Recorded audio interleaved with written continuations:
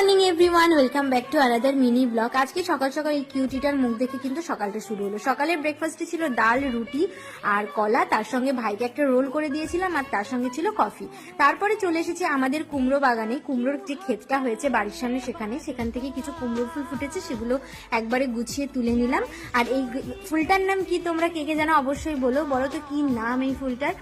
সবকিছু গুছিয়ে এখানে ঘরে চলে এসেছি। আর এখনো বাসি বিছানা ঘর সবটা পড়ে রয়েছে, সেই জন্য বাসি বিছানা থালা বাসন সবটা এখন ঝটাপট করে ধুয়ে পুরো ঘরটার বাসি কাজটা কমপ্লিট করে নেব।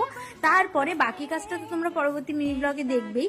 তো এই ভিডিওতে শুধুমাত্র আমি সকালে কি কি কাজ করি আর কি কি আমাকে করতে হয় সেগুলোই তোমাদেরকে দেখাচ্ছি। আজকে একটু বেশি কাজ করতে হয়েছিল, আর আজকে কাজ করার জন্য একদমই মন লাগছিল না, তার কারণে ভিডিও করেছি।